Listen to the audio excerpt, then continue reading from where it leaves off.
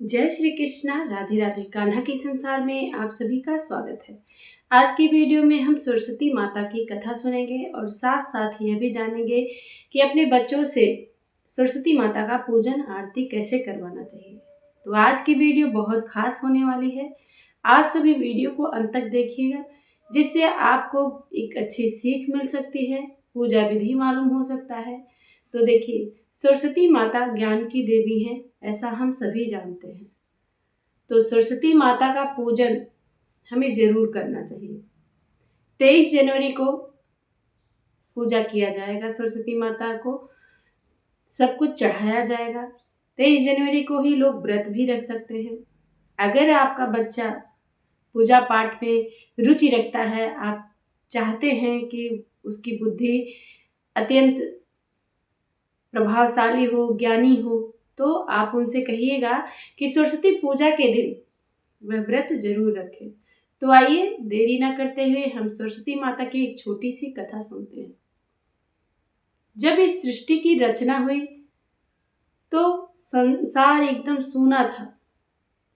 पत्ते ना हिलते थे, ना डोलते थे, एकदम सन्नाटा थी संसार में।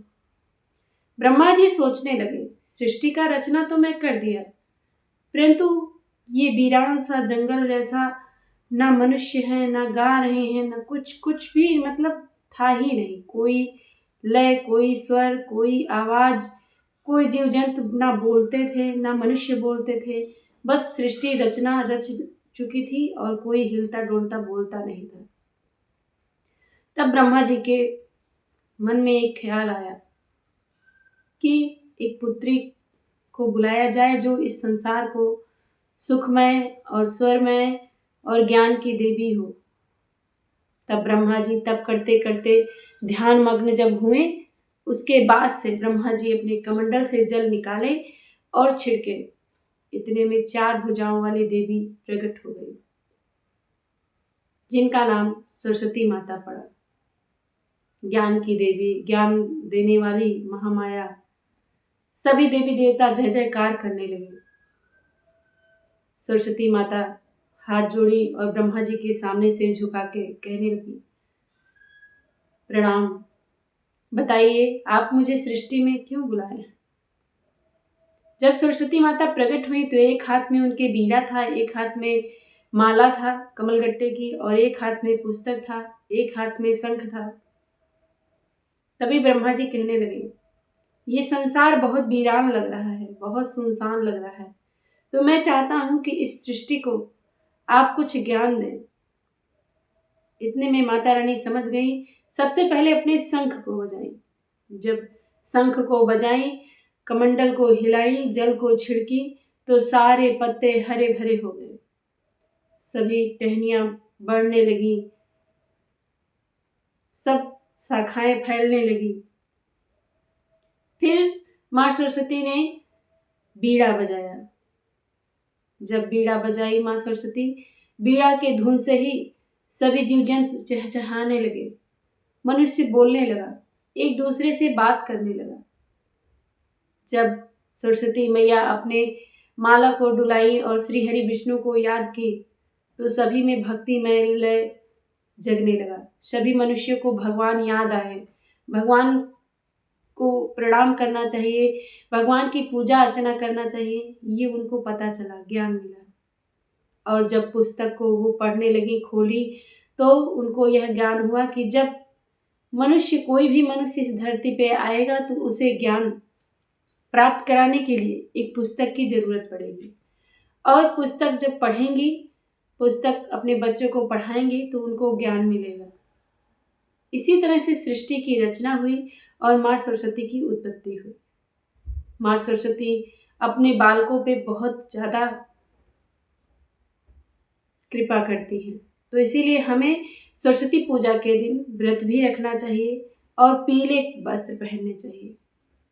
पीले वस्त्र पहन के माँ सरस्वती की आरती करना चाहिए, मोर पंख चढ़ाना चाहिए, और हो सके तो आप खीर और मालपुए का भोग लगाइएगा। माँ सरस्वती को मालपुआ बहुत पसंद है, इसीलिए माँ सरस्वती को मालपुए का भोग लगाए। यदि आप विद्यार्थी हैं तो आप स्कूल में अगर पढ़ाई करते हैं तो स्कूल में आप वहाँ पे पूजा होता है तो वहीं पे करिएगा। परंतु अपने घर पे सुबह उठ के ब्रह्म मुहूर्त में उठ के, आप ब्रह्म मुहूर्त में ना भी उठ पाएँ तो 6 बजे 7 बजे के बाद, यानी स्कूल जाने से पहले ही आपको अपने मंदिर में पूजा करना है और घंटी बजाना है, माँ सरस्वती की आरती करनी है। अगर आप व्रत रख रहे हैं तो संकल्प भी ले लीजिएगा और अपने माता पिता को प्रणाम करिएगा। अपने बच्चों को भी सिखाइएगा कि माता पिता को प्रणाम करना चाहिए, अपने माँ बाप का कहना मानना चाहिए। और जब आप ये बचपन से सीख देंगे तो बच्चा अपने आप ही सीख जाएगा। और आप भी अपने स्वभाव में मधुरता रखिए, एक दूसरे से प्यार करिए, एक दूसरे को प्यार दीजिए, सम्मान दीजिए, तभी बच्चा सीख पाएगा। बच्चा जैसा देखता है रोज वैसे ही करता है। तो इसीलिए अगर हम परिवार में ही सुखी नहीं रहेंगे, हम एक दूसरे को हमेशा सपोर्ट नहीं करेंगे तो बच्चा भी बड़ा होके ऐसे ही बनेगा। तो इसीलिए अगर किसी का स्वभाव बन चुका है तो आप तो उसे बदल नहीं सकेंगी, पर कोशिश करिए कि अपने बच्चों को अलग राह पे, अच्छे राह पे ले जाएं और भगवान का बात उनसे बताएं। भगवान का पूजा क्यों किया जाता है, सरस्वती पूजा क्यों किया जाता है, सरस्वती मैया को ज्ञान की देवी क्यों कहा जाता है। तो जो मैं आज आपको कहानी सुनाई हूँ, इस कहानी को आप सभी अपने बच्चों को जरूर सुनाइएगा। सरस्वती माता का पूजा करना चाहिए, पाठ करना चाहिए, ये सब बच्चों को पता होता है। परंतु कैसे सरस्वती मैया प्रकट हुई, कब जन्म हुआ उनका, कैसे उनकी कथा है, कौन उनको लाया, कैसे क्या हुआ, तो नहीं पता होता है। तो इसीलिए अपने बच्चों को आप ज़रूर बताइएगा, ठीक है। तो आशा करते हैं इस वीडियो को आप और लोगों तक शेयर करेंगे जिससे और लोगों को जानकारी मिल सकेगी। मिलते हैं अगली वीडियो में, तब तक के लिए नमस्कार, जय श्री कृष्णा, राधे राधे।